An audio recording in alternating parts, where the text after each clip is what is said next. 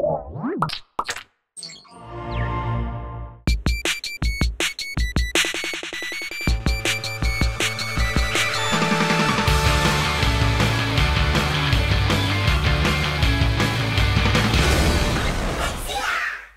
episode of Tekzilla is brought to you by Gamefly.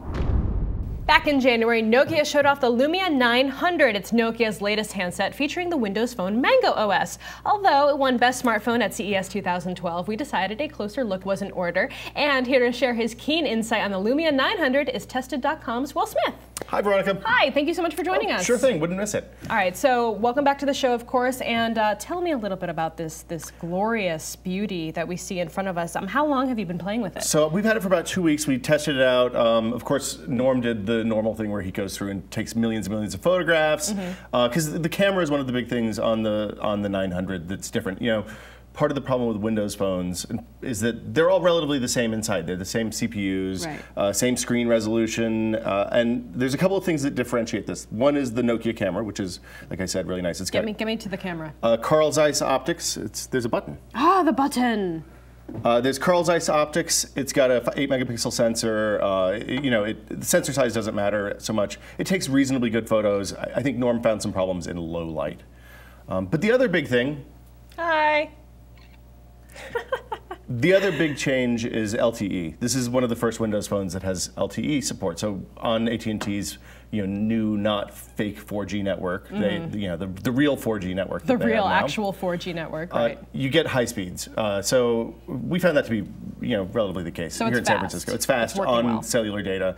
There were a couple of times I used it and didn't even notice that I wasn't on Wi-Fi when I thought I should have been on Wi-Fi. And that's the way it should be. It should be kind of a seamless experience. It's the future we're moving toward. So performance is good then, speed is good, the camera works the way you want it to, signal reception is fine, right up there like Everything, any other phone. Exactly. I mean, it sounds good for calls. Didn't have any problems with that stuff. It does, if you want to use it with your iPhone headset, that won't work because it uses a different thing for the buttons and microphone. Oh, okay. It's a typical Nokia problem. So, oh, gosh, proprietary stuff. Yeah, I mean, it's Apple's fault, Nokia's fault. Everybody's responsible here. Yeah, so. there's no winner when it comes to proprietary situations like that. No. So what about apps? Because I know apps is one thing that we talk about a lot when we talk about Windows Phone 7 and the lack thereof. Just phones in general. I mean, the phone is important, but if you can't get the apps that you want on it, then you're really boned.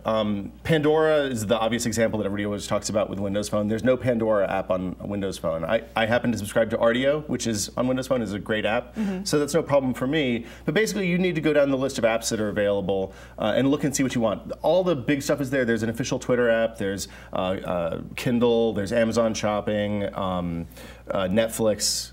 All that kind of stuff is there, but it's thin in other places, especially if you get down to stuff like Uber and your grocery list app and Remember the Milk and things like that.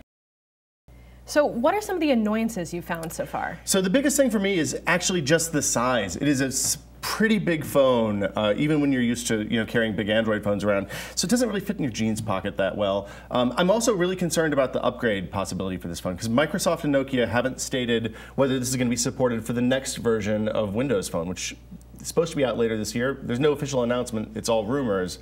But you don't want to spend, you don't want to lock yourself into a 2-year contract and then be stuck with a phone that's running last year's OS.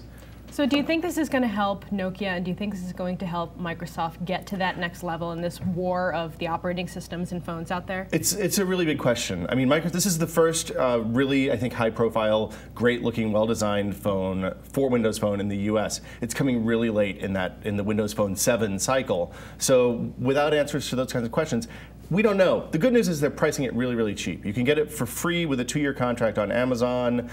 They usually do a deal that gets you $99 off. If you walk into the store, it's $99, and you can find it for $50 pretty much everywhere if you look around a little bit. That is a really great price. Well, but the trick, as always with smartphones, is it's not the price of the phone, it's the data plan that costs a ton of money, because it's going to cost $25, $30 a month for the next 2 years.